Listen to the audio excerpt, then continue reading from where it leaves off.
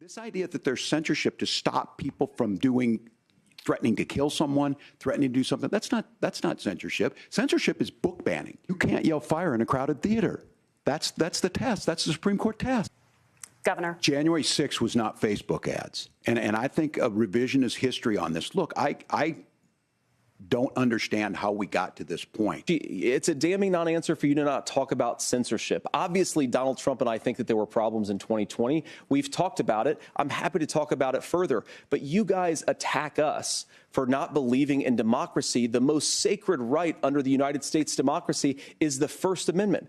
You yourself have said there's no First Amendment right to misinformation. Kamala Harris wants to use the power of government and big tech to silence people from speaking their minds. In Springfield, they're eating the dogs. They're eating the cats. We gotta stop this. We gotta stop this really fast. You can't yell fire in a crowded theater. It's not free speech. Those are two things I got out of most of these recent debates, if you know what I mean. And as you probably figured out, not the whole question if Trump lost the 2020 election. Exactly. He's always going to be in denial of that. And for anyone who's listening already, you're not going to get something that plays with the algorithm. You're not going to get some sort of pro-Trump screed that you probably hear out like Neurotic or Critical Drinker or any of these celebrities that are so popular. People treat them as if they're God, like Jordan Peterson. No, you're going to get Skinny E Media and Rob Bavister, two people who you probably want to shoot in the head, and just do it to me, but don't do it to Rob. And we're going to be talking about the upcoming US election, which I feel is very important because it's about a month away. And it's the election out of all elections that I'm fearful the most. It's a concerning, I think, especially considering with Project 2025 coming, and it seems this time round Trump's purging any potential cabinet administration he's going to set up of anyone who might tell him something he doesn't want to hear, and he's going to just fill it to the brim of sycophantic bootlicking yes men. Well, there's a reason why Mike Pence isn't. Sorry, there's a reason why Mike Pence isn't his running mate this time. Exactly. I think he got a bit of a rude awakening when people tried to hang in gallows and a noose on the 6th of January 2021. Yeah, I'm getting that impression too. I mean, Mike Pence is very much an evangelical Christian. Rush Limbaugh decaf. But, he's kind of old news. And also bothering me is why people like Liz Cheney and Dick Cheney and George W. Bush are supporting Kamala Harris. Because, she's a little bit more level-headed. Yes, she is. But Dick Cheney endorsing her? Come on. I can't remember why they said the reason why Cheney actually did endorse her, actually. I think it's because for all his horrible policies and track record and everything of Dick Cheney, for personal reasons, he's a big supporter of gay rights, because his daughter is a lesbian, and probably maybe felt that Trump's cabinet might be, averse to that. Well, that's pretty obvious. There was a docudrama / satire called Vice that sort of touched on this issue where his daughter was lesbian and came out. Nowadays, I'm seeing a lot more of a sort of weird difference between sort of like the neocons and neolibs of yesterday towards the more sort of weird mishmash of populist conservatism that seems to be running the course for much of the world's politics. I mean, I could go on about European issues, particularly with Germany. The AfD has been winning a lot of seats in many sort of councils and states. Well, their version of Staat, not US states, but you get the idea. Yeah. This is the election that I'm fearing for the most.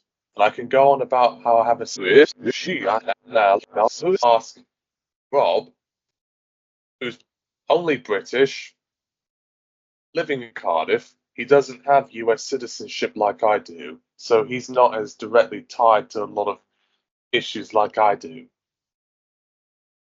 Let's hear his perspective first. Also, he's more left wing than me. Or maybe he Okay. isn't. Well, I mean, I'm glad Biden dropped out. That I just don't think it has snowball's chance of hell of winning, especially not after that first debate. I don't know who would have been my major. Well, I guess the first option would have been Bernie, but I don't think he was on the ticket or anything. Yeah, Harris seems like a much better selection than Biden, at least. I mean, the fact that she doesn't look like she's going to need a Zimmer frame to walk around, and is already a step in her direction. And I'm glad she chose Tim Walz, even if he didn't do too well in his debate with JD Vance. He did specify Tim Walz, but he's not much of a great debater. Not a mass debater, a great debater. But his voting track record, from what I hear at least, is pretty based.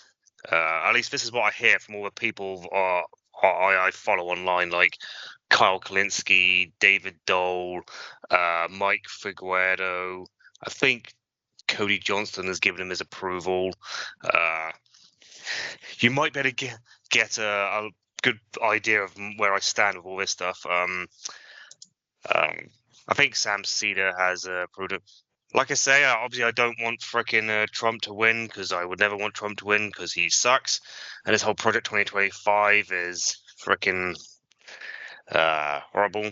Not that it makes any odds to me because I don't live in America, but it's still. Well, for you, you're seeing it from the outside. But here's the reality for a lot of people listening. What happens in America can and will affect the world itself, especially particularly in the UK because of our special relationship. You can thank Tony and George all about that, which they parodied on 2D TV.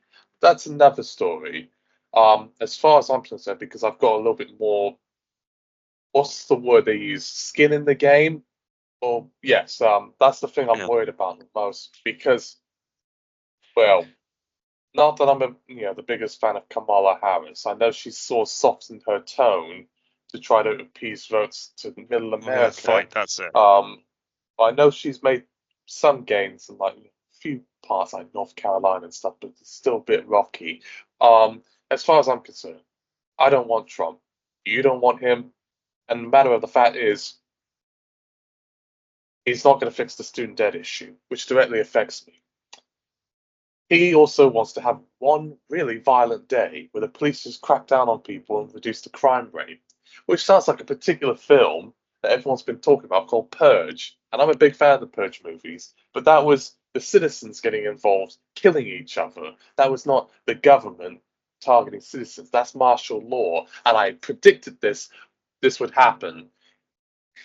You could all laugh at all you want, but martial law is going to happen.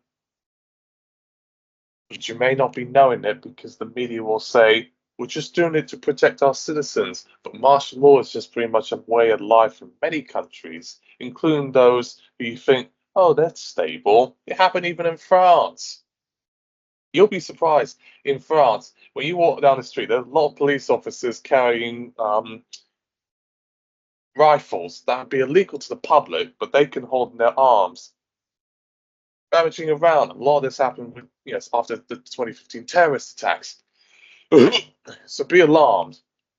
And then, among other things, the neoconservatism, the tax cuts, the bans on abortion. I know Melania Trump went on record saying, "I am for abortion rights," but the opposite is true for her husband, or he's playing some sort of weird shifty game just so he's desperate for votes.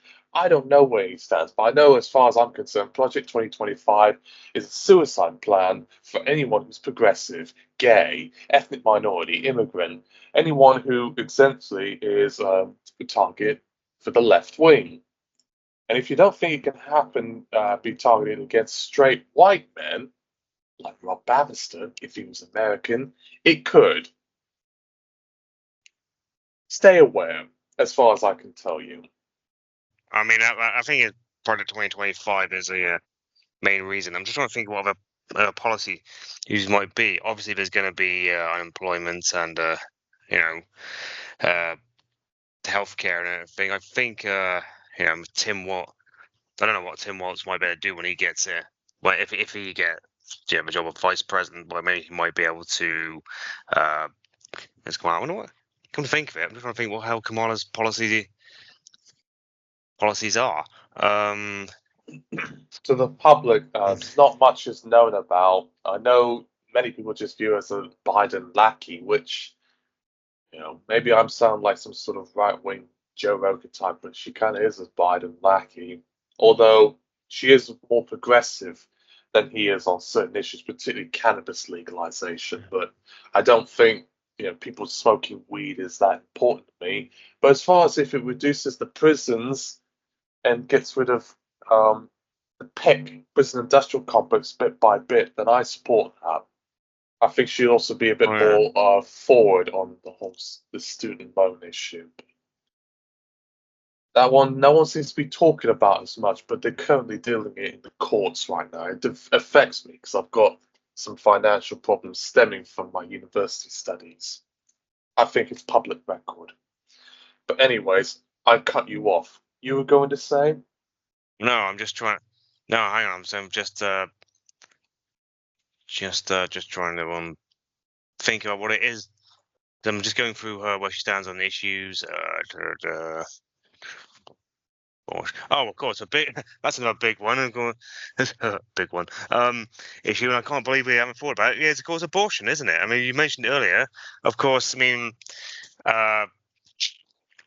Harris is going to be very pro-choice and pro Roe v. Wade and everything, and getting well, whether or not she might actually, Well, it whether or not depends she on, might, but you know, and pass it this. into a constitution. But of course, if Trump gets in, I mean that's going out the window. So that's going to be a hot button topic. Well, absolutely. Uh, I mean, I'll just stop you for 1 second. The A word. It's not really a big deal in the UK. I know in Northern Ireland it is, and the Republic, but in the US it's really divisive, and it really shouldn't be because we've been hearing instances of women, including prepubescent teenagers or young girls, being molested and told you have to still carry the child because the courts, like in Indiana, for instance, said you can't terminate the pregnancy, even in cases of rape or incest, which I just find morally wrong. You're burdening someone financially and emotionally for the rest of their life. And I do support nationwide return to the laws on abortion, like how it once was since the mid 70s, where any woman is guaranteed to it. Planned Parenthood usually operates in this sort of space, and they can't say no to it. Now there will be a woman who'll still keep the child, but this idea that you can just say and tell them you can't because of God, or what I'm secretly thinking is fears over demographic replacement. Fuck! Impregnate more European women so you can get rid of all these dirty foreigners. Birth rates. Also, there won't be much migration. Create more natives within the population of white. Then they won't have to worry about the great replacement. There's part of that reason why abortion is, the big topic right now. Because no one's having children because they can't afford it, but they think it on sort of religious and racial levels. I have a theory behind this, but you may disagree with me. right. It's also why they're anti-euthanasia as well. I support both. Right. I don't know about the whole. I know about euthanasia. I mean, yes, there's a lot of a lot of racist people out there. Of course, most of them will be Trump supporters, and well, so I'm not going to be a Harris supporter. What of her being half black and half Indian? No. But in fact, a lot of the chuds actually freaked out over Tim Waltz's white guy taco comment. But yeah, I mean, they may, they may we want to stop abortion, stop immigration, to stop what they call as white genocide or the Great Replacement theory, although it's more usually a French thing. But obviously, the abortion is going to be a hot button issue. I know the Israeli-Gaza war is going to be a hot button issue as well, but I don't know. But I don't think either candidate's really going to be better on that one. I mean, a lot of people try to say that Trump was a president that didn't start any new wars. It's like, didn't he though? I mean, not for want of trying. I mean, apparently, in his 4 years in office, he did more drone bombings than Obama did in his 8 years in office, apparently.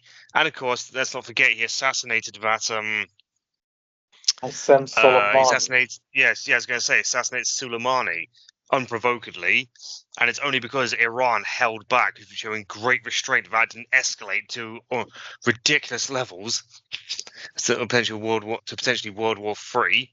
So yeah, that was great. And so, yeah, to say Trump didn't start any wars is a bit like saying, well, I never broke anything when I threw one of your vases at the wall with just not enough force to crack it. It's like, yeah, I technically didn't break it, but again, not exactly. The intent was there.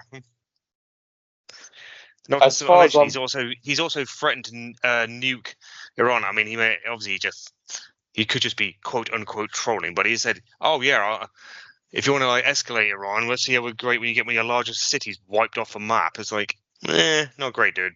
Well, I'm not a fan of nuclear warfare. It's very I don't think anyone one-sided, and is. it can only lead to major disaster for any sort of country. But, well, actually, I do support nuclear warfare and mass extinction, only if it benefits everyone. So that way, everyone is now in the fight for their own lives. It's not just for one country. As far as I'm concerned with the militarism and the foreign policy element, unfortunately, there's a great deal of difference between Trump and Kamala. I would like to think so, but at the end of the day, the US is always going to be pro-Israel. It's always going to be pro-Ukraine.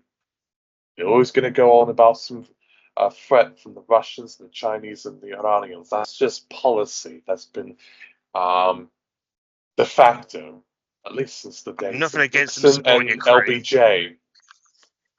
Same Well, nothing here. against them. But Well, nothing. But yeah, the incredibly pro-Israel side is a little bit more yeah, it's a little more jarring, considering every human rights organization in the world has basically said that what Israel is doing is just completely and utterly out of order. I mean it, and because as of what it's doing right now in Gaza in the past, well, almost for a year now, pretty much constitutes a genocide or ethnic cleansing. So yeah, that ain't nice. well, unfortunately, I don't expect much different from the voting public. Those who are so militant and will not vote for Kamala Harris, but will vote for Jill Stein, the Green Party, like I will, they're already on a losing battle because of the FPTP and winner takes all. Well, So the unfortunately, you the have to electoral dance to the college. devil. Exactly. Yeah, the electoral college. In fact, in the past past quarter of a century, the 2004 election was the only one where the Republicans won the frickin' popular vote. In fact, no, what we're talking about. Go back 30 years. Yeah, go back 30 years. I mean, the 2024 one is the only. Sorry, 2004 one is the only one where the Republicans won the popular vote. That's then won the popular vote in that since prior to that since 1988, and then won it since. Well, it tells you a lot about how the voters felt like. Here's the weird thing. That was a slightly different time and mindset back then. Perhaps everyone was in the fight together. I mean, there was obviously a lot of differences, but there wasn't as much social media and cultural polarization like you get now. Or at least that's what sort of conservative media has been telling me, because I seem to read too much into stuff from Reddit or the New York Post. and anything from Joe Rogan, because that's what I assume what most people tend to read and what like. But yes, you are correct about the Republicans winning the 2004 election because they felt like, oh, we're doing something about Iraq. When they could have voted for John Kerry, I mean, I wasn't old enough to vote, but I probably would have voted for Ralph. What was it, Ralph Nader that was in that one? Yeah, I he think ran Ralph Nader again. was. I think, yeah, he was asked very kindly to not run in that one, but unfortunately he did, I think. But he did lose by quite a great margin. Kind of like Ross Perot in '96. He lost quite a bit there. That's the problem. We've talked about FPTP in the past, or winner take all, they call it in the States.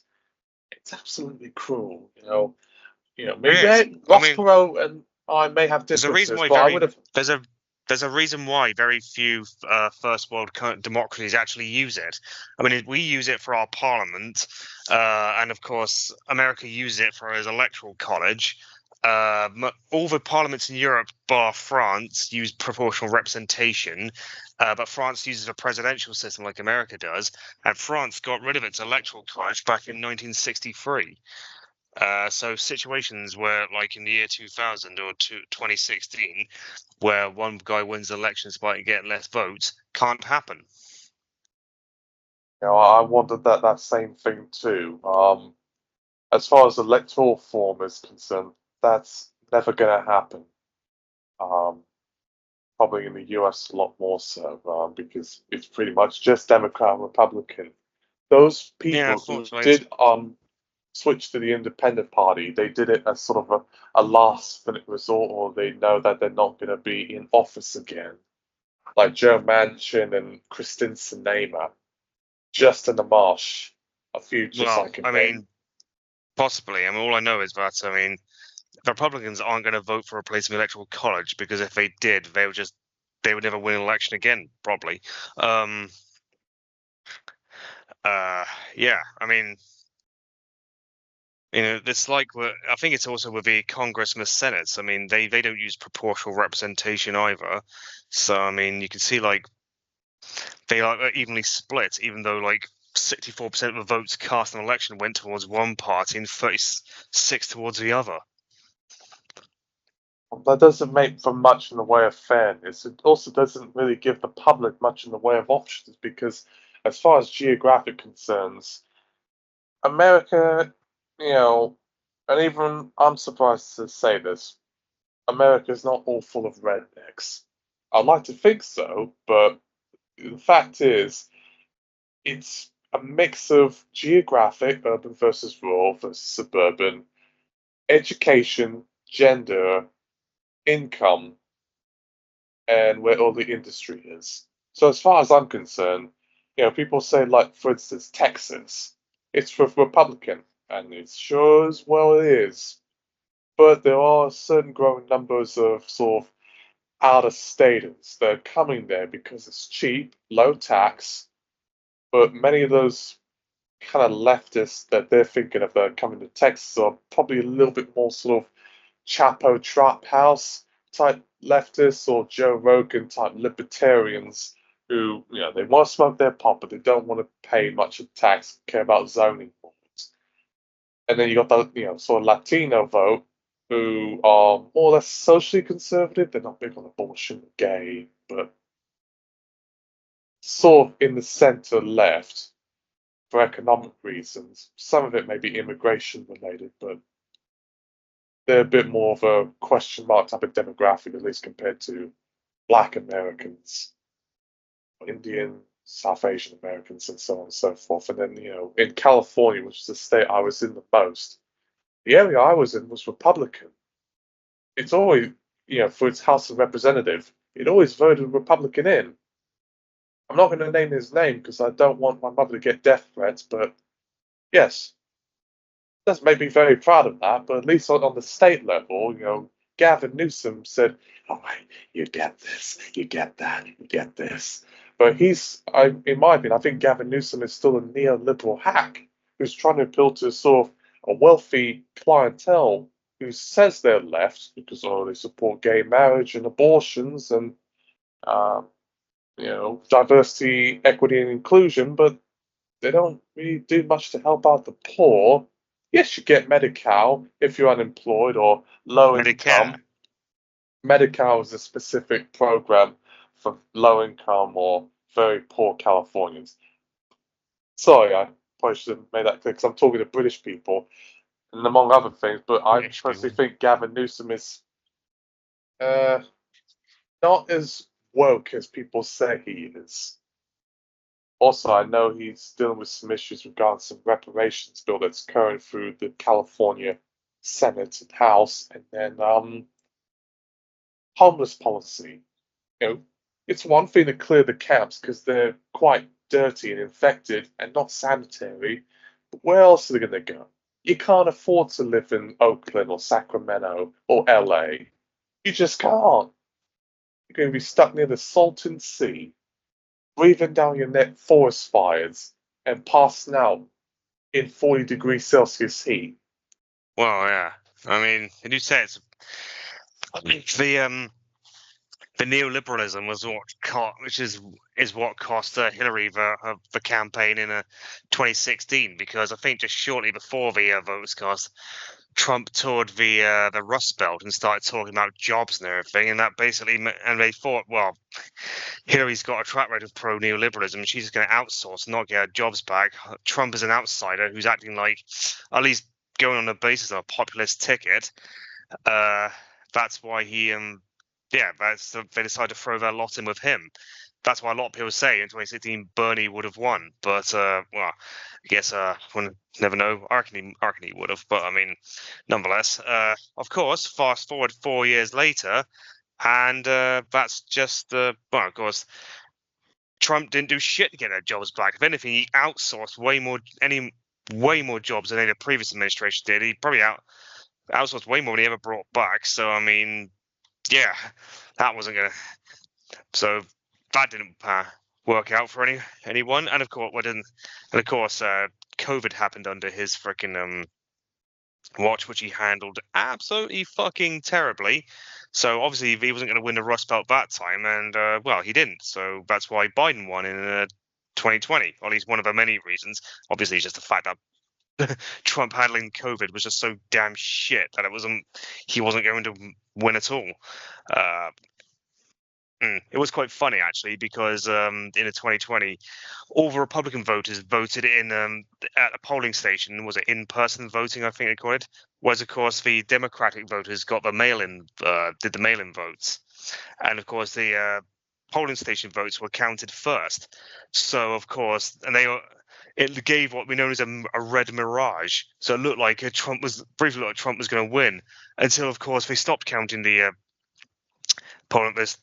in-person votes and started counting the mail-in, and then it just suddenly it just started swinging to blue again and again and again. It's just yeah. Carl Klinsky was talking about that whole red mirage thing of what was that was blatantly gonna happen, and yeah, I mean, just so many Trump supporters, they keep saying it. That whole "stop the steal" thing is like, well, they all started swinging to freaking. We looked like we were winning, and then they like we stopped winning. It's like, yeah, because they started counting all the blue votes. That's how it works. Oh yeah, fucking. I mean, still to this very day won't admit he lost that election. How it appeals to his base playing on the victimhood thing. There was a time where we on the left were blamed all the time for not accepting electoral results. I know the whole Ralph Nader scandal in 2000, that was quite a big source of that. But look what Trump is doing. But Trump doesn't deserve your sympathy. I think for a lot of people, aren't or a bit too gullible. They think he's almost like the second coming of Jesus. He's got all the answers and he'll change your world overnight. He's very good at oration, something that the left just doesn't have, and even us Republicans just don't have. Ronald Reagan was probably the last one to really capture the spirit of the American conscience. And this is just sad, really, because I don't know if Trump's oration is actually as good as it used to be. I mean, again, while he did have a populist bent to him in 2016, that's fucking gone. That is. I mean, basically, he'd gone from a populist Republican to like in 2016 to by 2020 he was a typical Fox News grandpa. By now, he's just some terminally online red-pilled right-wing chud who's just shouting at clouds again. Once again, Well, and he is basically the shell of him for himself. I don't want to call it right now because obviously, I mean, right now the Kamala is ahead of him in the polls, not by much, and it does look like it would be within the margin of error. But I mean, it could be a 50-50. It is worth pointing out, though, that after Trump had his first assassination attempt and his second alleged one, it did nothing to boost him in the polls. Nothing whatsoever. well, that's the concern that I had when I heard about the first shooting. I was shocked, needless to say. I instantly thought martial law was going to happen. But, I think what threw a lot of things off was that Biden dropped himself out because of all the snafus that he made, saying, "Ladies and gentlemen, President Putin," to Zelensky, which was offensive. And then Kamala took his place and cleaned up the image a bit. So they got a little bit more confidence on that respect. But I'm still at the mindset, I'm sorry to say this, that Trump is going to win. And MAGA-related Republicans are going to win within Senate and House seats. Why? The internet speaks for the people. And everyone's on their phones and stuff these days, and people think Elon Musk and Jordan Peterson and Ben Shapiro, hey, they make sense. They're defying the woke establishment. They're taking down what's the deep? Yeah, deep state. It's fake news, man. But dude, they said that in 2022, and they thought they were going to get an absolute red wave over that, and because that's all they spoke about is actually what cost them votes. It's why they got totally draxed in the frickin' 2022 midterms. I mean, okay, they're going to get completely draxed, but they were expecting to frickin' have an absolute red wash of it, and no, it was actually like they barely. It ended up 50-50. Some of the most prominent Republicans even lost their seats. I mean, I don't think constantly bitching about wokeness is actually going to win in the election. And let's face it. I mean, yes, yeah, right. Kamala has completely cleaned up the edge because you had the original debate between Trump and Biden. Biden's brain was fucking cooked. He had no. I mean, don't think anyone had any idea.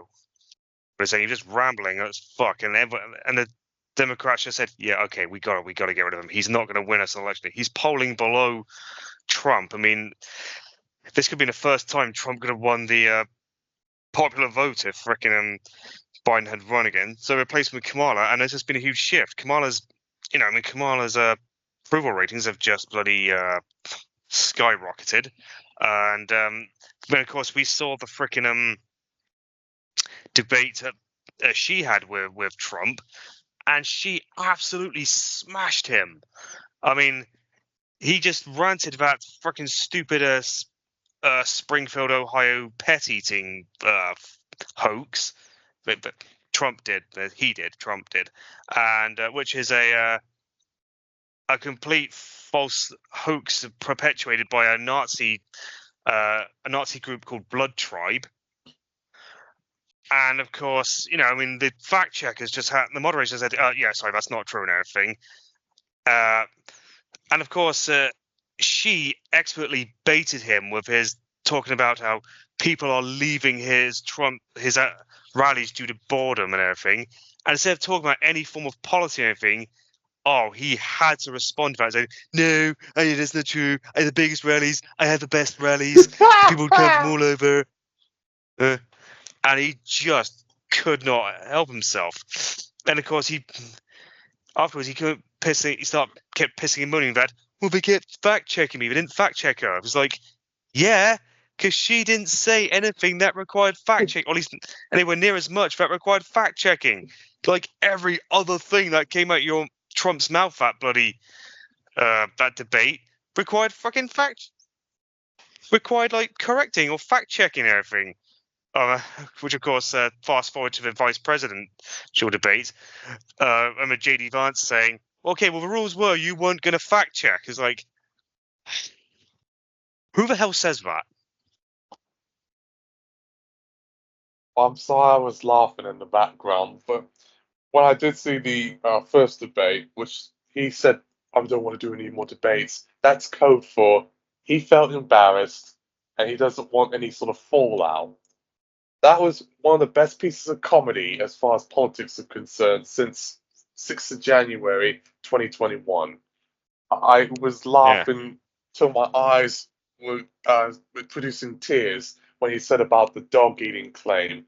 Unfortunately for me, I didn't pick up on there was a sort of racist, xenophobic element behind what he was saying. I just thought it sounded so outrageous and silly. I almost thought, Rob, hide your cat. They're going to come and eat your cat. And it's not the migrants, it'll be Trump.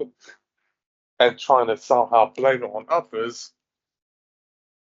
Sorry about that. But yes, Well, if you actually if you actually look at like the actual facts and figures behind the immigrants, because he's talking about Haitians in Ohio. I'm surprised there's many Haitians in Ohio, seeing as Ohio's quite far north and therefore nowhere near Haiti. I thought most of the Haitians were in.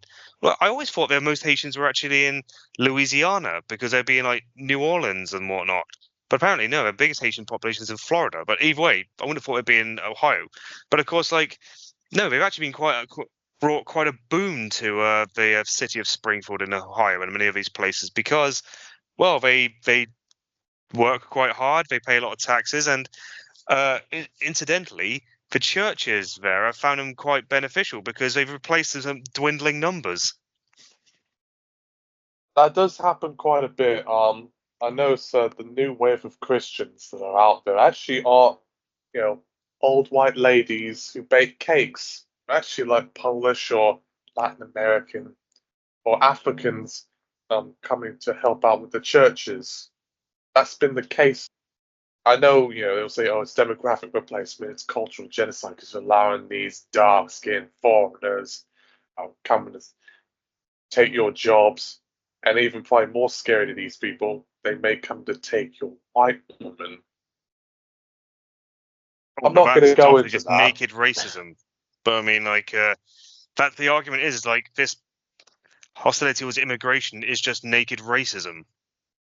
And half the time they're trying to argue that it's not, but it's like, no, mate, it really is.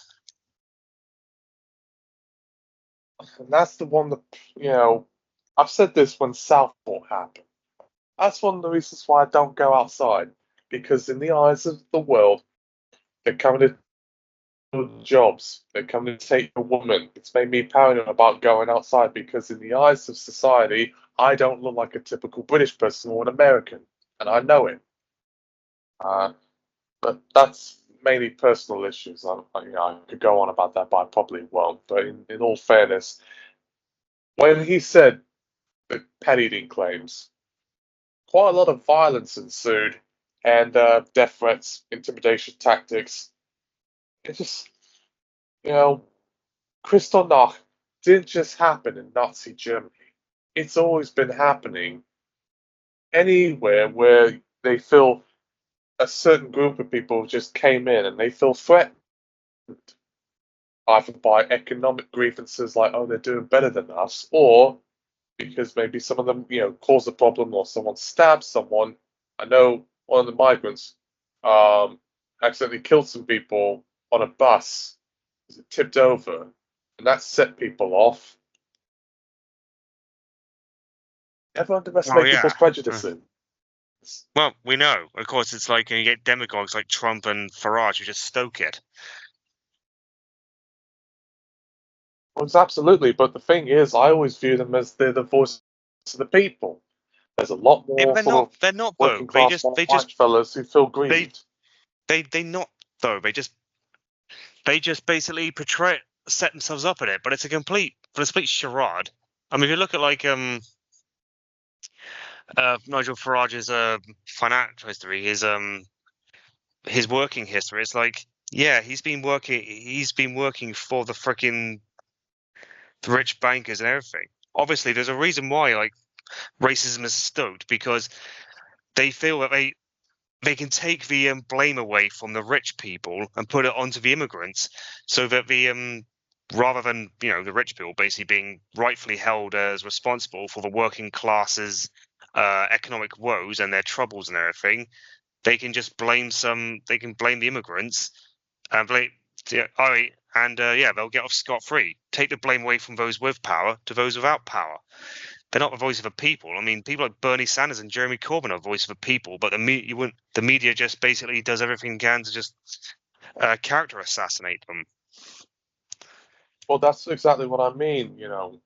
That's why I play sort of Stockholm syndrome on the public when I do these podcasts, because I feel like we're already on a losing battle. Because here's the thing: no one wants to listen to the populist left, but a lot of the people want to listen to the populist right. A lot of them are being funded by Russian money, or even I think Saudi money went into a little bit for Brexit party, which talk about hypocritical, and several other Oh yeah. factors as well. And, an investment class financing a lot of these voices. I know, like for instance, the actor Lawrence Fox. He was a reputable actor, not that Yeah. great, but he was reputable. But now he's just sort of what you call a chud. For me, I just call him a cunt, a cunt, Yes. because Yeah. there's Well, more both money it to be works. made doing his little grift. Well, yeah, of course. I mean, you ever want to know why the right wing talk about wokeness so much? It's because they've got nothing It else to sells talk about. papers. They've got nothing else to talk about. It's all they've got no. All we've got is a culture war. They can't argue the economic policies. Right-wing economic policies are horrendously unpopular now. They can't argue foreign policies. Again, right-wing foreign policies of war hawkishness is incredibly unpopular now. The 2000s pretty much paid to both of those. So what else have they got? Well, the most they got is, concerns over social issues like wokeness, feminazis, migrants, even legal migrants. They're having issues with that, or they try to pit one immigrant ethnic group against another. A lot of those Haitian migrants we were talking about earlier, they're perfectly legal migrants. Trump says, I'm going to deport them anyway, even if they're legal. It's like, okay, so you're just admitting nakedly that you're just an open fascist. I mean, you're not even trying to respect the whole rule of law. Not that Trump would respect rule of law. I mean, we know that anyway. I mean, one of the biggest issues of the upcoming election is, of course, the preserving democracy. I mean, Kamala's what was I going to say? Kamala's policies is basically, yeah, that they will want to start again. Kamala's basically stance is, yeah, the country will respect democracy, whereas Trump's one is basically just a credible threat to democracy, not just because he's going to surround himself with people who do everything he says all the time, which means that they'll certify any election they want, regardless of what happens. But of course, he's got these Trump-appointed judges there, and of course, they'll just get Project 2025 enforced, which will just, well, I don't want to start really, but good luck to your bodily autonomy. I think, well, say goodbye to it anyway. Oh, absolutely true. If Project 2025 happens,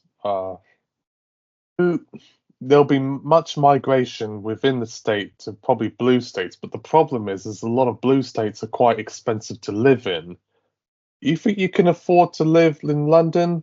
Wait till you go to San Francisco, which for a lot of people is a sort of LGBT safe haven in the States.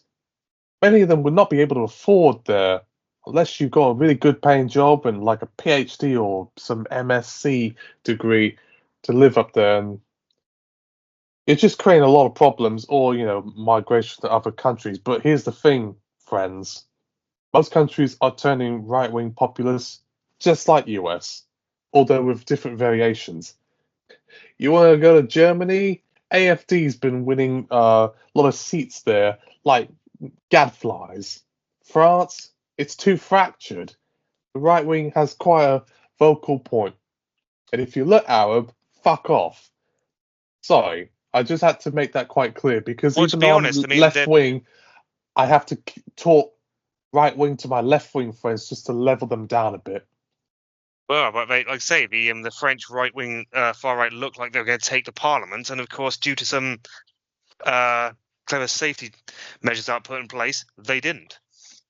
This is true. I mean, NFP, what you call the New Popular Front, they did win the most seats, but Macron went against their very decisions and started putting in people from the centre right in top positions, like Michel Barnier. I think he's the prime minister there, which is kind of like has a role of like a vice president in US terms.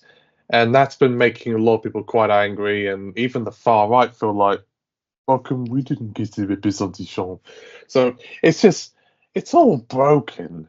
I'm sorry to sound defeatist, but it's all broken. And even if Kamala wins, let's just say she wins like 51.2% of the vote, there's still going to be a lot of issues. I still am not Well, I convinced of mean, going back to the States. it won't be based on what the percentage of a vote they get, a percentage of the electoral vote they get. I mean, she won't make a landslide in that case. I don't think anyone will. I mean, America is way too polarized for that to ever happen again, like ever. Of course, I mean, in France, they're very lucky that when it comes to the presidential election, again, there's no freaking electoral college. So that's why, in spite of twice that Marine Le Pen has run for president, and at one time her father did as well. Not only did they lose, they got fucking hammered. Well, part of it maybe also they call like the Front Républicain, which is something that all parties except the far right does to try to combat against what they view as potential fascists coming in charge. But the matter of the fact is, at least in France's case, because of issues related to their economy and then immigration, especially since COVID and the 2015 the terror attacks, it's made a lot more people feel more responsive to the far right because the far right has also used left wing talking points about the economy and bringing back jobs to curry favor from working class voters because for a long time the right wing in France was linked with business types in the middle class. Les Républicains or the UMP, Sarkozyists, de Gaulle was linked with that. Isn't it offensive that I know more about America than I know about my own country? And to be honest, you're probably going to consume a lot more American media than you do British, because I mean, American media is so ubiquitous that even if you're outside of America, I mean, like I say, I watch all these political YouTube videos online, but a lot of them American, they're going to cover just basically American politics, but even the ones that aren't, they heavily focus on the American ones. I mean, I watch. Like I say, I watched David Dole of A Rational National, but he's actually Canadian. So, but of course, he talks a shit ton more about the American ones than he does about the Canadian ones. I think he might talk about Canadian ones. I don't really know how it works. And of course, a lot of one of my friends online who I've followed through YouTube and I follow on Twitch, Kevin Logan. He's a British person, like me. He's from Birmingham. He does follow a lot of the British politics, but of course he gives as much to the American ones as well. So of course, even the ones outside of America are going to focus heavily on bloody.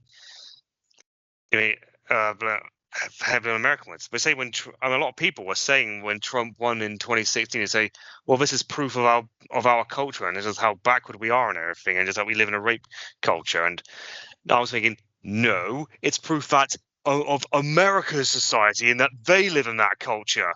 We in the rest of the world, okay, we're probably not much better, but like, well, some countries may be better and other countries not so much. I love to think Britain would be better, but I don't know really. And let's face it, the 2019 election didn't put much hope in my mind, and the freaking 2024 election. While I was so happy to watch the Tories get absolutely fucking wrecked big time in ways that I haven't been seen in a lifetime. Starmer did it by pretty much selling out everything that Labour were meant to stand for, and B, he only got 34% of the vote. Although, granted, a lot of votes went to Lib Dems and the Greens. So, I mean, I wouldn't lose too much sleep. I wouldn't feel too much despair of it. I mean, sure, reforms rise and everything was jarring, but that's just them taking votes from the Tories. Well, here's the thing about the 2024 election. It happened, and I didn't feel as scared about that one like I do with the US one coming up.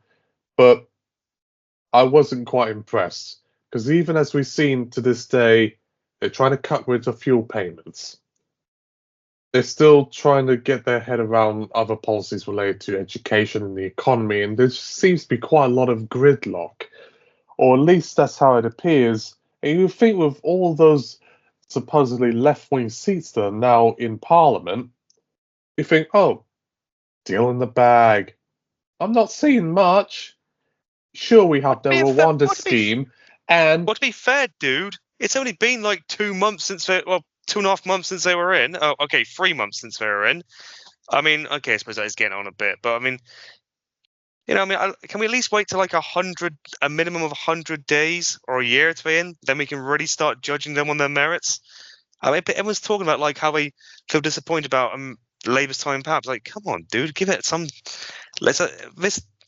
I don't want to say like we're going to gradualism, and like at least understand that this may take a bit of time. well, I probably took that tone because if you go on the internet terminally like I do, because Reddit seems to be my favorite website, you'll pick up a lot of angry people who feel like they have nothing left to lose. And it's making people, this internet and also Trump and stuff, it's making people radicalized to where they want to do violence onto politicians because they didn't get their way. We've seen it with, the assassination attempt, which was done by someone who was a registered Republican. He wasn't a Democratic plant. And the guy who tried to assassinate Trump again was supportive of the Ukraine war. I think he tried to volunteer for Zelensky or something. I'm not so sure on the whole story on that. But then Southport, one of the guys said he wanted to cut the throats all these right wingers and then get prosecuted for it. We talked about it on the video with Nick doing Online Safety Act. So we are living quite dark times. And, I predict World War III will happen. In my head, it will happen and I probably will die from it, but at least I'll be happy because all my horrors came true. I told this with mental health.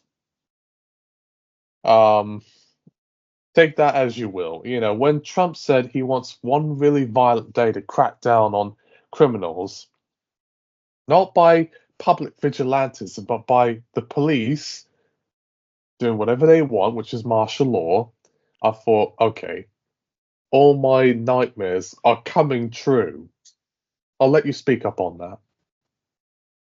Yeah, I don't really know. I mean, I don't think I know it does look dangerous when thought that World War III might happen, but of course, I mean, the existence of nuclear weapons might make people pull back. I mean, it does sort of worry the fact that if Trump does win, he'll just go all in and just try to and just start it, which is another reason to make sure he doesn't win.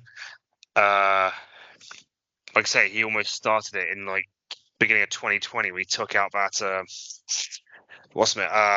took out Soleimani, but again, the Iranians held themselves back and didn't respond, and which of course prevented the the situation escalating into freaking well, escalated to a full-blown conflict.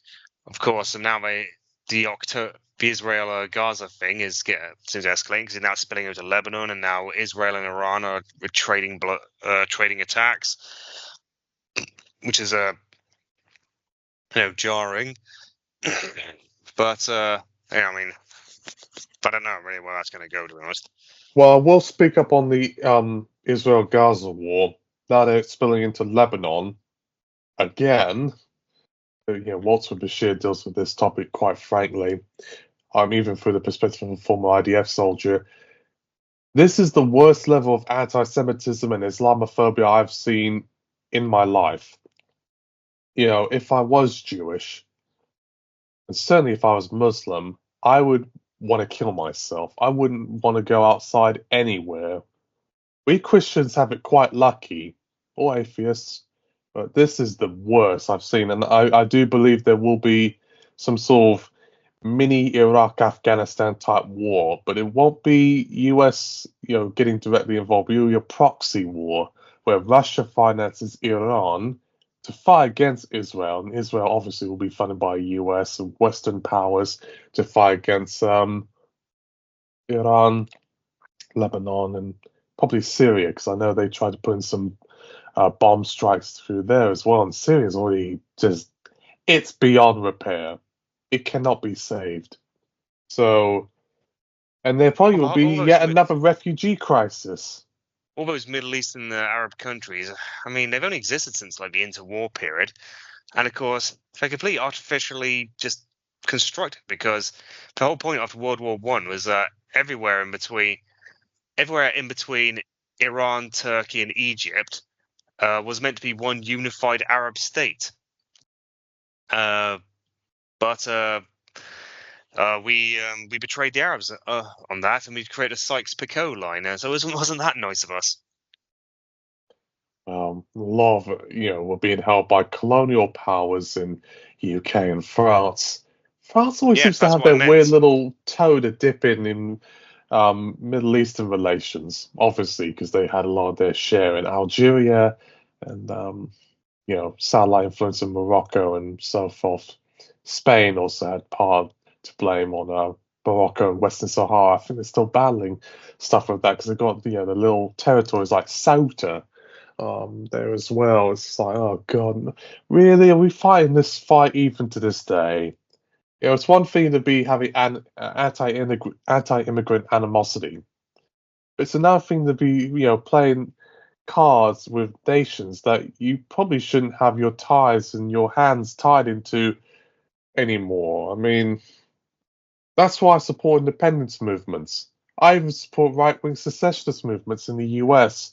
As long as they benefit the left, they can be left alone, and we'll leave you alone at that too. But I support Palestinian liberation, Scottish independence, Catalonian independence, Tibet. I do support Northern Ireland going back to the Ireland. Just I don't support. I was against Scottish independence because I supported keeping this island united as one single nation. It could be done better, but yeah, I could But yeah, I think this island should be kept as one single nation. As for Russia, I mean, let's face it, they've still got their war of Ukraine, which has gone about as well as it could possibly not go. So, I mean, any threat they're providing to posing to the rest of the world has pretty much been nullified. Now more countries have joined NATO, which has basically, which has been what they did not want to happen. So, hey, good one, Putin. You just shot yourself in the foot there. Of course, other issues are coming up. One of the biggest ones, of course, climate change. Well, that's a fight she's going to be a much better candidate on that than Trump is. I mean, obviously the biggest. I don't know how much she would actually legitimately do. I mean, obviously, I can imagine she would probably ratify things like Kyoto or whatever it is, or the was it COP22? I forget what they're called now. All these international climate change. But I mean, until we start like simply just taxing the rich much more punitively, I don't know if any meaningful change is going to be happening to actually stop freaking severely reduce climate change, seriously halt climate change before it gets beyond the point of no return. No, but I'm glad you brought that up because, in my opinion, I don't think we can fix climate change really at all. Even to those, and maybe I sound right wing on this, but I've got my suspicions with how the CC movement has turned out, partly because corporations have been playing the whole greenwashing game for quite a while now, just to, for positive PR, but I'm not really falling for it. It's to try to make people I think many feel people are. complacent, Well, and it's called greenwashing. exactly. And one of the worst culprits is Elon Musk, who I know everyone thinks you got beef with him, and I do. And I've been accused of having autism, just like he does. But I'm not going to go into that. His whole green car lineup with electric vehicles. Here's the weird thing: we're actually found through mineral mines and trying to use much more emissions building the factories to build the batteries for those vehicles.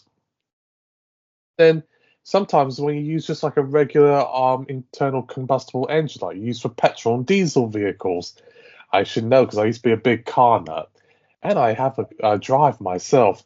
But yes, it is quite worrisome how the CC movement has turned out. Here's how you fix climate change: you get into people's wallets.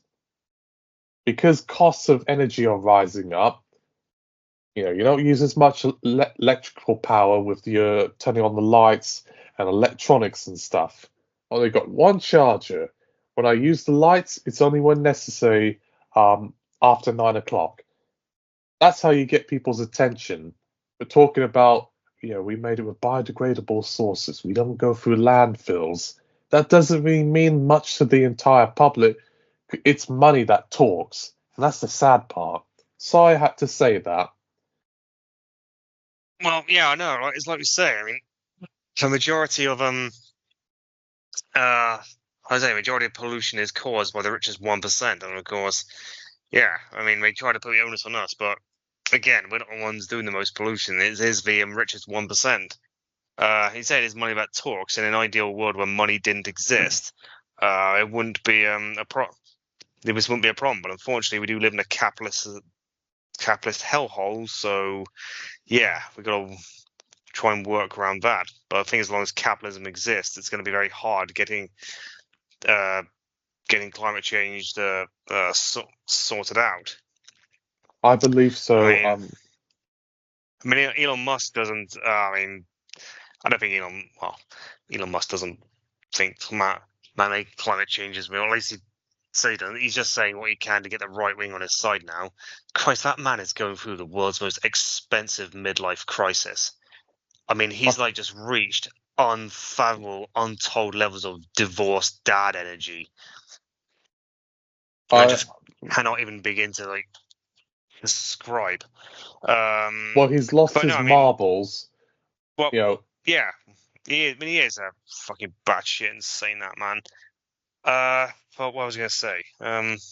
But yeah, I mean, climate change is a real threat. It is caused by mankind. There are just far too many climate scientists that have said that now, and the number of that think it isn't happening or isn't mankind are just so few as to be statistically negligible that it's just no. I think the science is in it. It's like what Greta Thunberg said for over 30 years, or probably 40 years now. The science has been crystal clear, and yet we're doing fuck all about it. I view, in the weirdest way, trying to fix climate change as like trying to fix racism and sexism. You'll never get it to end. It takes small individuals, one by one. Hopefully they band together to fix issues because it's more or less existential. It's a societal issue, and it usually affects the poorest. Because poor people usually tend to live in areas that are either very hot or prone to very strong cold temperatures because they can't put the heating on or air conditioning. There's not proper ventilation and surfaces. I do my part with my water bottle I don't buy plastic water bottles when I can.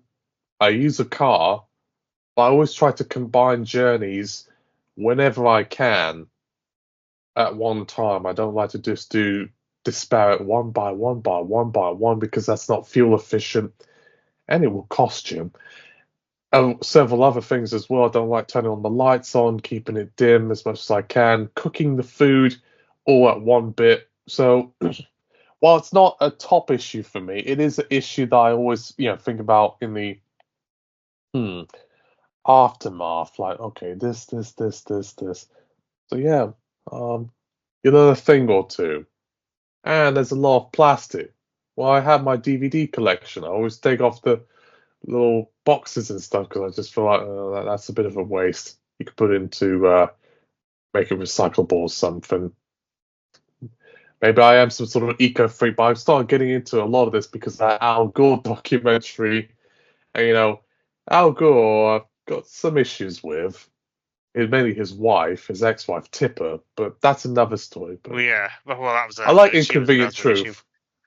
I've not actually seen it. I probably should, but I mean, yeah. I saw it in the But like, cinema. is there a 20?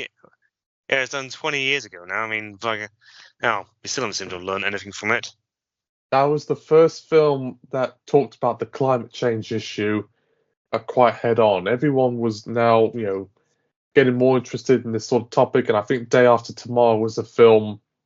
I know, kind of, we're getting into BBFC, VMPAA territory, where everyone was now talking about CC.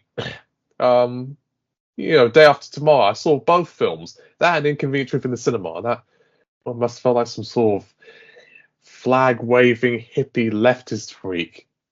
But Day After Tomorrow is, it's a disaster movie. It's Hollywood, so it's not really Well, yeah, well, they did do hippie it in a freak. particularly ridiculous manner. That's typical of Roland Emmerich. Probably did more damage for like the environmental cause by just making it look incredible, so ridiculous that it just gave us skeptics, not skeptics, deniers. That's what they are. More ammunition to use. Oh, exactly that. I remember there was some hullabaloo about the message. Everyone's all, complaining about the message, which is code for woke, in films these days. I know that doesn't seem like an overt issue, but it is. And I'm obsessed with it because I'm always on Reddit. And a lot of these politicians have been talking about, wokeness and censorship and stuff, just like they've been talking about immigration and fixing the economy and inflation. These are also buzzwords that, you can only go so far with them. And if you don't do too much to it, you'll just feel like, But I know it's easier to control the means of information than it is to control the economy. Or, for instance, like stuff like abortion or gay Well, sex. why do you think Elon Musk bought Twitter? For a vehicle to spout his own nonsense and propaganda. That's And he literally wanted the to get point I've people just to fucking said. That's join in exactly the point. his whole little info war. I don't trust him. I But never of course, did. but literally, that's the point I was just getting at. You just said it's easy to control the information, it's to control the economy. It's like, yeah, I said that's why Elon Musk bought Twitter. He does it on the guise of free speech, but what he's really doing is just letting the racists and the far right back on. Exactly. That's why I don't use it.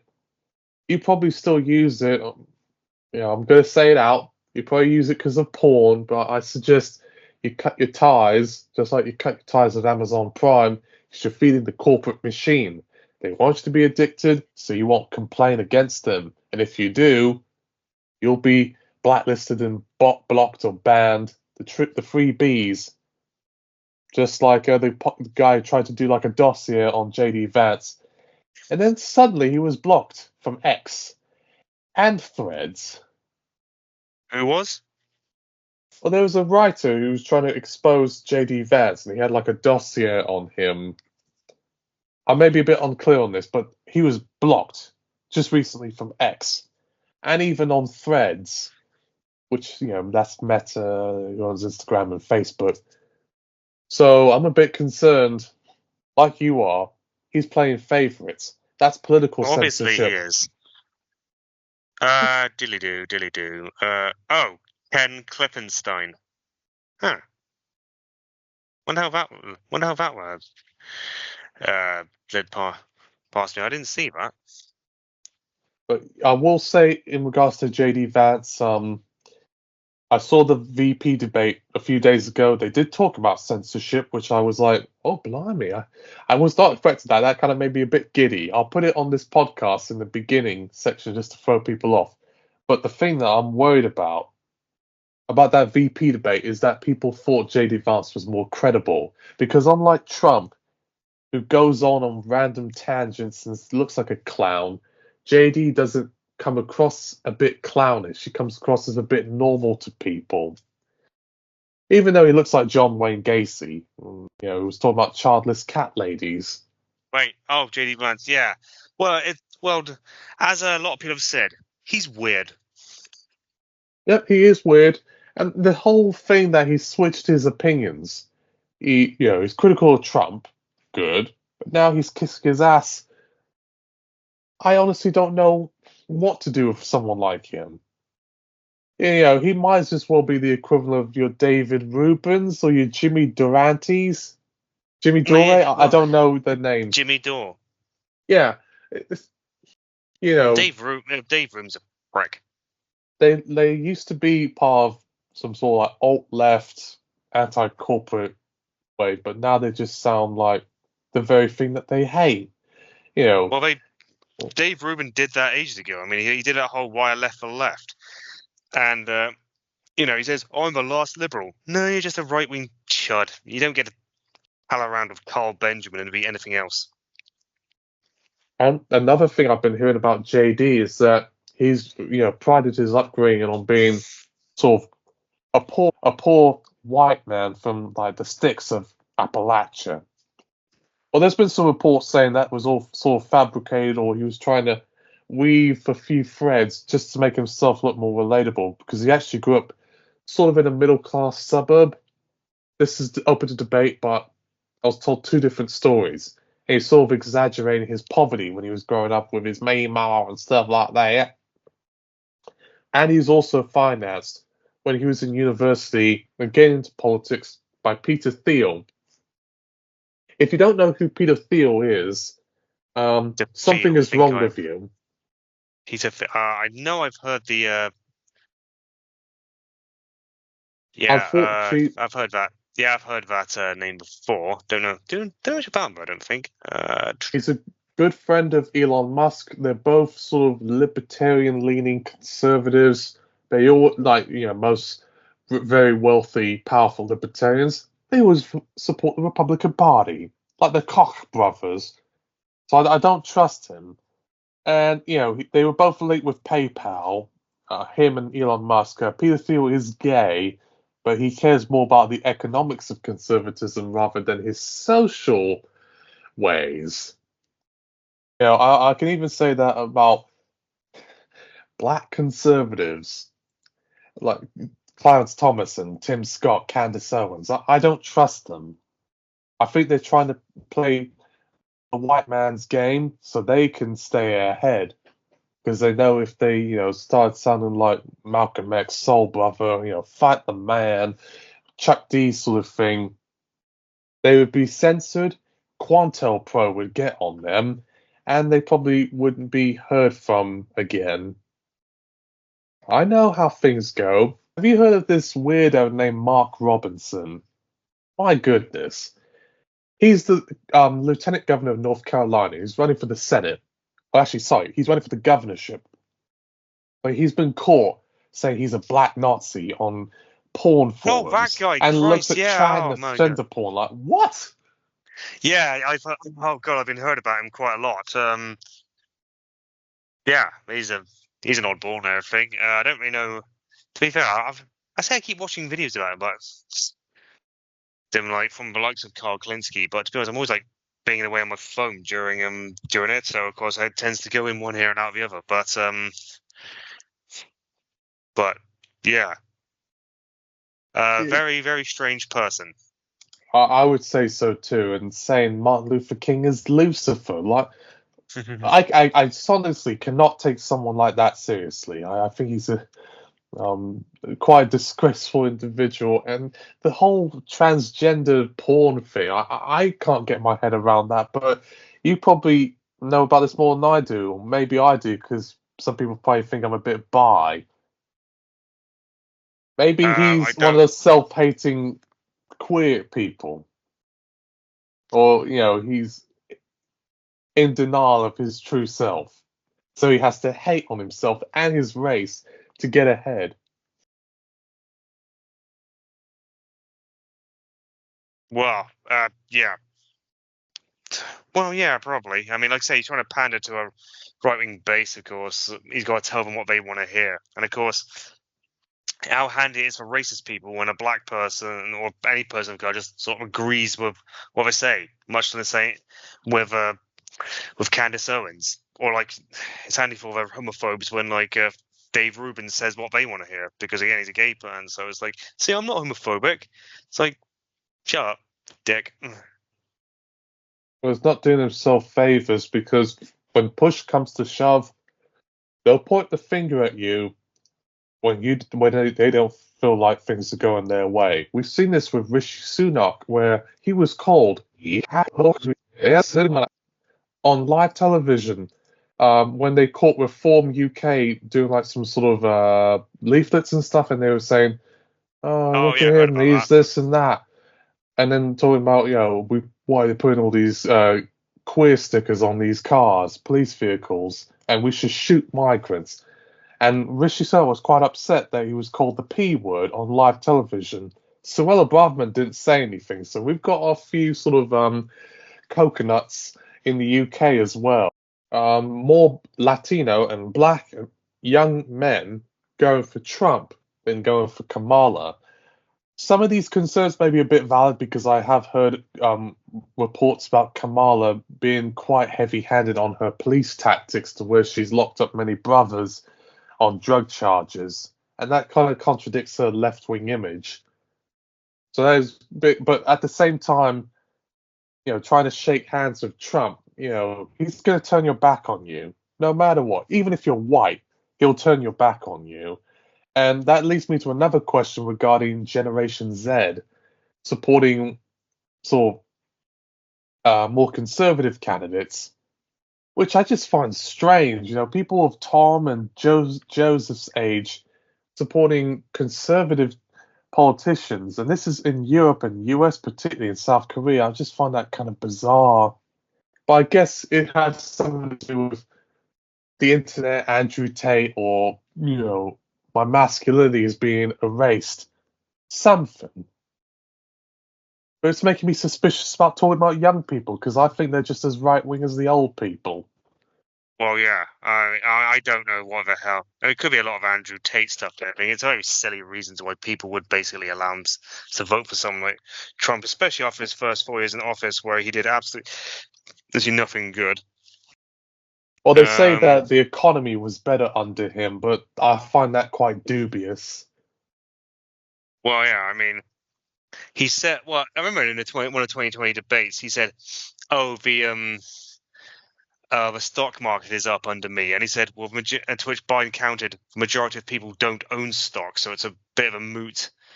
So it's a moot point. This doesn't benefit the majority of working people. So it's like, yeah, kind of neutered his attempt to try and be, yeah, the kind of neutered his argument. Well, you can't really reason with the Donald. He's going to think whatever he wants to think. That's his way of the game. Actually, jumping onto it, tied with the movies and stuff, I know there's going to be a biopic coming out, which I'm very excited to see, called The Apprentice. And no, it's not a sort of kiss-ass piece like the Ronald Reagan biopic with Dennis Quaid. This is actually a sort of critique on his relationship with Roy Cohn, who was like a sort of insider, Politico or something, trying to help him, get into the world of business and media and politics back in the 80s. It's been quite controversial that no one wanted to distribute it until the very last minute. There's an allegation that there's a rape scene, depicting Trump assaulting Ivanka. That's been quite a bit of alarm. Whether it will get an 18 or 15 is another story, but I will be seeing it for the controversy element. And it's also made by a filmmaker who was at one time banned from coming to the US because he was Iranian, but he lives in Sweden. Talk about weird. Yeah. Well, it'll be interesting to see how it goes. But I mean, well, we'll just see what we see in that case. I think we might got a little off topic about the 2024 election. Oh yeah, my apologies there. But we can sort of reel it back in as far as I'm concerned. I know as far as voting is concerned, everyone's probably going to assume I'm going to vote for Kamala Harris. But the reality is, I don't. I don't vote just based on tactical reasons. I always vote out of principle because that's how I am. I'm a bit contrarian like that. And you can hate me all you want for that, but I don't care. I'm going to tick Green Party on there. Even if, unfortunately, I think Jill Stein does have some connections with Russia and RT and stuff. Well, dude, what's your actual recorded registered address in America? I mean, not don't give me the whole thing, but which state are you registered address in? California. Oh, well, that's a blue state anyway, so I think it makes no fucking odds. Well, the area I'm in is actually Republican leaning. Yeah, I know, but the state as a whole is going to be freaking. I mean, that's been blue for God knows how many times now. Well, it has, especially when Arnold Schwarzenegger wasn't the governor anymore. Then Pete Wilson, he left. I think, well, the thing with California is like I said earlier on, they pride themselves on being, blue state, but they're not really that blue. I mean, it's very expensive. Most people are leaving the state in droves for Texas or Florida or like Colorado even. Yeah, but dude, that's not the point I'm getting at. The point I'm getting at is, like, the Democrats have won California every time elections since 1992. It is what known as a blue state, much like New York and everything. Just like Texas and Alabama are red states. I mean, they are blue states. So, I mean, yeah, it's probably safer to do a vote third party there anyway, because it's not going to make much odds one way or the other. If you were in a swing state, I might call your voting decision a little more irresponsible. But in this case, I think it can be forgiven. Well, if we're talking about on voting strategy, I don't want to say yes because I'm going to get death threats from the far right. Because the far right would rather have you vote third party than vote for Kamala. But I'm going to just leave that Well, sort yeah, of because it helps Trump open-ended. get in. Well, yeah, because it helps Trump get in. Well, that probably explains why some of them were a bit on the hush about Cornel West and Jill Stein. Well, I know Russia Today seems to curry favor with sort of far left and far right candidates, but I think the far left shouldn't be so pro-Russian as far as I'm concerned, because they'll turn their back on them when things don't go their way. And in my opinion, I think Russia's far right. Nothing far left about them. Communism, that wasn't very progressive. It was just was. Well, it's over now anyway. I mean, as far as we're concerned with Putin's Russia, it's as far right as you can get. Exactly. That's why I'm a bit. Well, I mean, I could go on about Ukraine war, and I do support Ukrainian liberation. So I do apologize if there may have been some sort of misunderstanding earlier on, but I do think the West needs to get their priorities a lot better. They need to be a little bit more suspicious of Israel, just like they're suspicious of Hamas, because they're religious nationalists and very heavy-handed. And then with Ukraine, I'm sure they probably got a few bad actors. I know Azov Battalion, they have far-right leanings, but at least they're fighting against an imperial power like Russia, who probably wants to do a lot more damage to them than good. So, and then I know they held up a lot of military money to help finance the war effort there, because of Republicans somehow saying, we don't want no part of it. But we'll help out Israel. Get your priorities straight, you fucking idiots. I don't support military-industrial complex, but I do support Well, mate. liberation. Well, yeah. And I think I think the whole point of that. I mean, yeah, I did support like helping out Ukraine in the war, and obviously I don't want to support Israel. I mean, I think they should basically cease all funding, all aid to Israel until they just stop doing what they're doing to the frickin' Palestinians. But I mean, good luck getting that to well, go. that's I mean, never going to happen because the West has often, played favor to Israel because of the Holocaust and UN resolution in 1948. It's tied with a lot of historical stuff that unfortunately doesn't hold as much power as it did back in the 40s. I think, and here's the weird thing, there's been reports going on in the news about less young people learning about the Holocaust than ever before. And the weird thing is that Gen Z seems to be somehow more conservative than millennials, particularly the men, more so than women. Women are a lot more progressive than past generations. But at the same time, one thing that is unifying Gen Z men and women is a suspicion of Israel and more pro-Palestine. So that's a good thing. Although I would like to make clear with the public, I do not support Hamas. For the same reasons I don't support the Taliban. What I do support is the Palestinian liberation and the PLA's president Mahmoud Abbas, because he's sort of an intermediary. He's not tied with, some sort of Allah Akbar shit. He just wants two-state solution, borders. You know how Europe goes on about we need to control our borders and stop the illegal migrants? But you can do the same for Palestine. Against, IDF, who's being so heavy-handed. And I'm not Muslim. I don't care for the faith. But I just don't want to see more people being murdered. It's very heavy-handed. I think that's true. So anyone who thinks I'm some sort of Jew hater, maybe I am. Maybe I'm also a hater of Islam.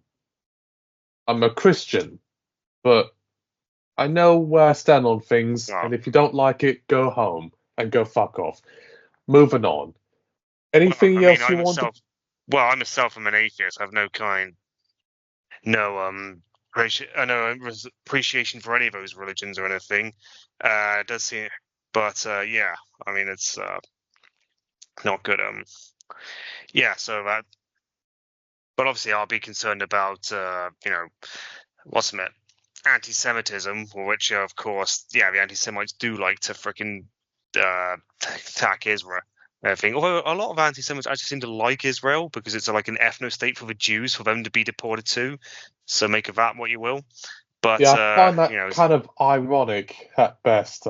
Usually you would think the far left and far right would be anti-Israel, and that's only partly true. Well, the far left don't like Israel. Well, the far left don't like Israel because it's considered a settler colonial state that's built on stealing the land from indigenous people. Whereas the far right don't like Israel for generally. We know why they don't like Israel, but then again, a lot of them, as I've just said, a lot of them see it as an ethno state. So for the Jews, so they think, just send it there, just send them all there. So there's that. But again, we might probably need to get back on topic of the original theme. If you're in the US yourself, you probably would vote for Kamala, wouldn't you? Only because you probably have a crush on her, but just because you believe in tactical voting. Well, I mean, yeah, I mean, I'd vote. Well, yeah, I mean, if I was in it, I'd vote for her. I'd say actually, I do prefer her to Biden and everything. And of course, having Tim Walz on the ticket is actually quite a good is a benefit. I'm saying. I mean, a lot of people were worried that she would take this other guy. I can't remember his name, but I know his surname is Shapiro, and he was like he's not a good guy. But I mean, she didn't. She went with Tim Walz, and that is absolute. And that was about as based as one thing as they could do. So that would increase my intention to vote for her. Tim Walz is a moderate enough person in the eyes of the public that he won't bite. Had Yeah, but Kamala got someone like AOC, they would have said, nope. yeah, I think she's managed to like smooth out her image to make it more palpable for the public at large as well. But also, isn't it? I think it is pronounced Tim Waltz. It's with a w, not a v sound. But at least I've never heard anyone pronounce it with the v sound. But anyway, just seeing what other issues are there we can go over. Okay, foreign policy, we've done that. Educate. Complications we've gone on climate change, democracy, abortion, pretty much all good stuff. Obviously, there's the issue of LGBT rights, which has got like, which of course are going to be much in danger if Trump wins. I think that one's a given. If you're of the LGBT persuasion, you have no choice but to vote Democrat because of all the bills that are being passed in states, banning gender-affirming care and puberty blockers. And of course, there's the issue of education. Trump is threatening has pledged to terminate the Department of Education. And so obviously the future of Americans' education is at stake here because, and with the education of future Americans, because under a Trump administration, my God, they'll get shit. Whereas, of course, under Kamala, they'll be better anyway than they would under Trump. Let's put it that way. Well, I for one, I believe education should be available to all and focus on disciplines that will help out realistic goals, like helping with your finances and fixing things. And obviously your mathematics and English literature and so on and so forth. I can speak on this a little bit from a university level because of the student loan thing. I do believe Kamala probably would help out on the education policy a lot more than Trump would, and probably try to, hopefully get tuition on a more affordable level. One could imagine, but I don't plan to go back to university. It's certainly not in the US. There's just no point. Well, you're going to debt for it. I mean, it's also very expensive. Britain. You think it would be expensive in the UK? Go in the States. That's why I just said it. Just you go in debt for it. Exactly, just like I did. But that's another story. I know Kamala's trying to also pose like a plan to help out young homeowners get their first properties with a deposit or tax relief, which maybe I'm wrong for saying this, but I think that's a good thing. Because if you have no sort of capital or property to your name to live somewhere where you can get to work and eat out and whatnot, you're going to have to be at the mercy of living with your family for the rest of your life, and your family can only support you for so long. So I think that sort of mortgage relief guarantee would certainly help out young people in the property market. I know Labour tried thinking about doing this, but I haven't heard anything in regards to Starmer's policy on that just yet. Well, like I say, I think whether Labour will have to start seeing in the long run. Let's see how it goes in the long run. I mean, yeah, we're just going to have to do that. That's all I can say about that. All right, there. Let's say if Kamala and Volz wins. I'm calling him Volz because I'm used to pronouncing it quite German. It's probably going to embolden the right a hell of a lot more. They'll become more radicalized and more violent. So far, I've never heard anyone pronounce it Volz. I think it's Tim Waltz, dude.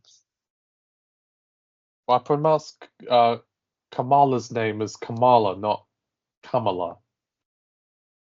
Gavin Newsom's got my head freaked out about that, but dude, that's I pronounce it Kamala too. I know everyone's like Kamala, but I keep thinking of it Kamala, like Kamala Khan from Miss Marvel. Oh, that's what her full name is? Okay. Well, nonetheless, what my point was, if she gets in and she becomes the first woman president, I'm very fearful there's going to be some sort of violent right-wing backlash. That January 6th will not just end on that day. It will go on for days to come. There'll be terrorist attacks against Antifa and minorities and gay people because they feel like they've been victimized, the far right. And when the midterms come up in 2026, very likely there'll be many Republicans trying to win seats. Because unlike, with Biden, who seemed a bit dirty and safe, when Obama got into office, many Democrats lost a lot with the midterms and in the 2012 election. Even though he did win, his party didn't. So that may be revisited again. And then, there may be more misogyny and sexism because they feel like, well, how come this bitch can get in, but this bastard, can't? Never underestimate people. When they feel like a certain group is trying to get up, they really want to bring them down. That's why more people are homophobic and racist than ever before. People think Andrew Tate is God, and feminists of the Gloria Allred persuasion are dying out. Gloria Allred. She was a well-known feminist and human rights lawyer. I know she had it on abortion cases. But I was just bringing her name up because I was implying that even Oh, if Gloria Kamala does, Allred. yes, even if Kamala does win, I'm worried there'll be even more racism and misogyny than you'll ever think. The internet's very powerful and everyone's becoming radicalized. There just aren't enough normal left-wing people around. And if there are sort of, strong left-wing voices, a lot of them are so obsessed about pronouns in Palestine, but not holistically around economic issues Yeah, and well, stuff. dude, you're bringing up problems, but we sort of like bringing up solutions to these problems and how we're going to tackle them, and not just you're focusing a lot on the problem rather than what the solution is. Exactly, but I always expect the worst out of people. That's the thing. I always think like that. Just take my word for it. So I've kind of run out of things to say on my end, but I'll let you put some additional thoughts and concerns before we all die when Okay, Trump gets to right, well, office and there'll be a nuclear bomb. okay, right. Well, I mean, I pretty much covered everything. I don't think it's really been the best podcast we've done, but then again, a lot of ones we've done recently haven't been great, so we haven't been able to get much in. Well, let's just say I hope Kamala wins, or Kamala wins. Polls indicate she should, and let's face it, Trump is shooting himself in the foot constantly along the way. If you're an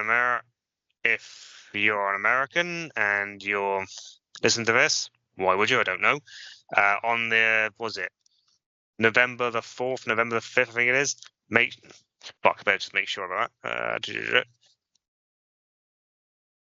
Fuck off. It's the Yeah, 5th of November the November. 5th. Yeah, November the 5th. Yep. Make sure you vote, and please do vote. And please do vote Democrat. I know it kind of like sucks, but if Trump gets in, I mean, it's gonna the fate of your country in the future could just be at stake. It sucks between what may have to choose between, and obviously be great if you just get rid of your electoral college because that would keep people like Trump out just permanently. But after all that, yeah, I guess we'll see what we see in a month's time.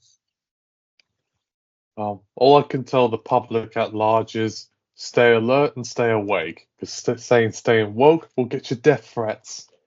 But like I said, if Kamala does win, don't expect too much.